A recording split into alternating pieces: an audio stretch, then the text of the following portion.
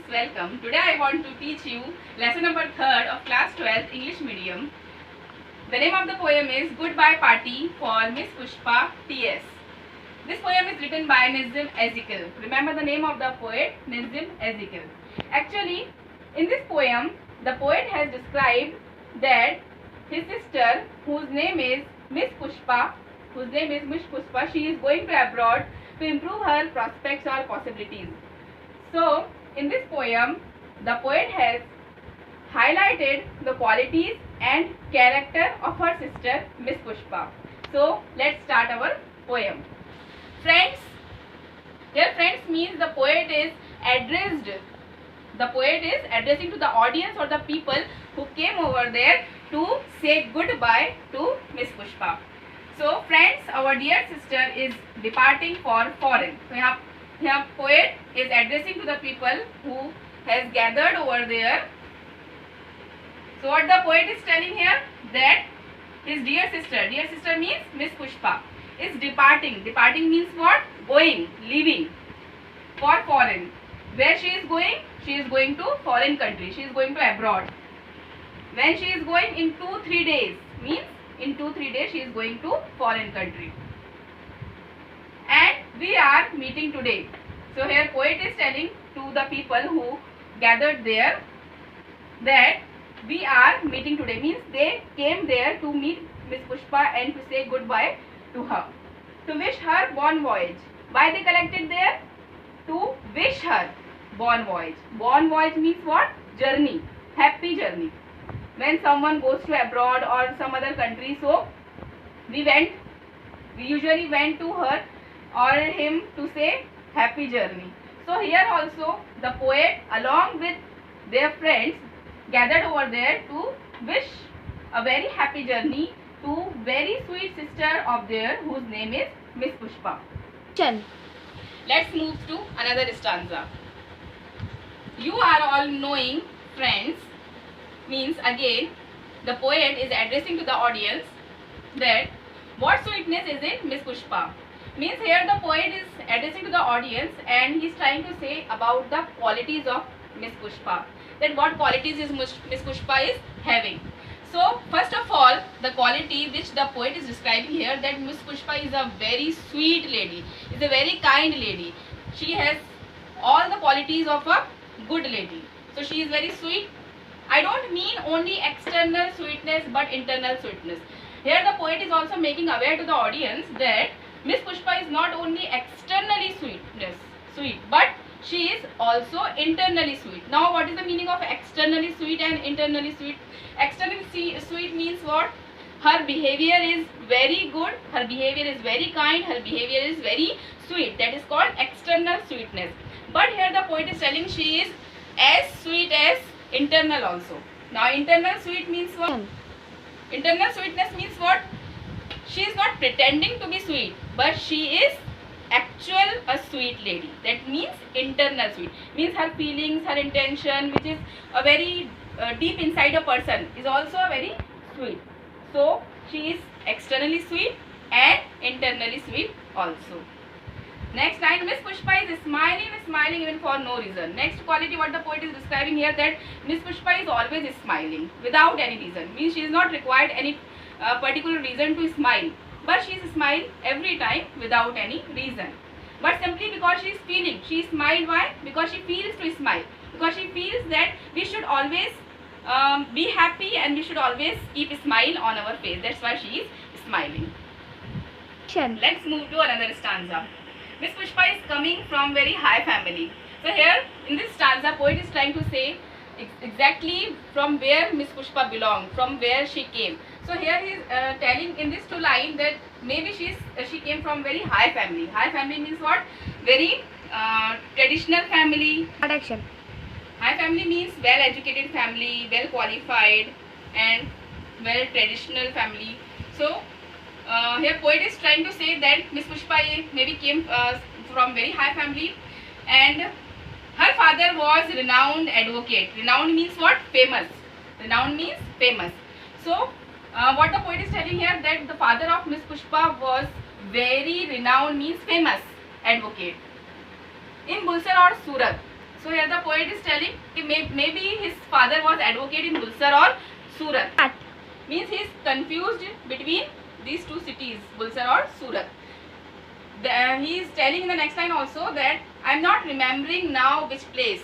Means the poet is confused between two places and he is not remembering exactly from where his father belonged. Maybe Bulsar or Surat, but he is not knowing the exact place.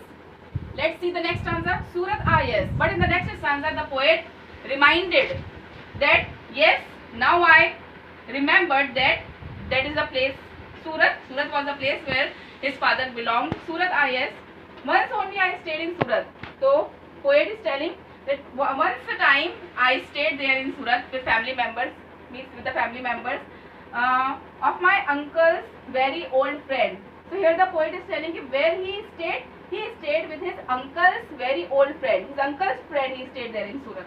His wife was cooking nicely and he is now remembering everything, every past memories that he stayed in Surat, his uncle's old friend, with his uncle's old friend, and the wife of uncle's friend cooked food very nicely. He remembered cooked food very nicely, his uncle's friend's wife. And that was long time ago. Poet is telling in the last line that much time has passed by, because very long time ago I stayed there and I ate the food which was cooked by my uncle's wife. Action. Sorry, uncle's wife. Uncle's wife, not uncle's friend's wife. Action. Let's move forward to another stanza. After talking about so many different things, now the poet is again telling, coming back to Miss Pushpa. So poet came back again to Miss Pushpa after talking about so many different things. She is most popular lady. Here in this line, what the poet is telling about the quality of Miss Pushpa, that she is a very popular lady, she is a very famous lady. She is not only popular with men but with women also. Means she is popular among both, with men also and with women also, men and ladies. She is popular among both, with men and women. Whenever I asked her to do anything, now continuing the quality of Miss Pushpa, poet is trying to say here that whenever I asked her to do anything, means whenever the poet asked to Miss Pushpa to do any work, she was saying just now only. So what she is telling, that I just do your work just now only. I will do it. She always says that I will do it. She is ready to do work at any time. That is showing good spirit. So here the poet is very much appreciating the good spirit of Miss Pushpa. Means she is very enthusiastic lady. She is full of energy. She is a very energetic lady. That's what poet is trying to say here. That Miss Pushpa is very energetic lady, is very enthusiastic lady, and the poet is appreciating her readiness here. Readiness means what? That means she is always ready to do work whenever he asks to do. I am always appreciating the good spirit. Yep. Always the poet appreciates her good spirit, that she is a very energetic and she is always a readiness lady. Miss Pushpa is never saying no.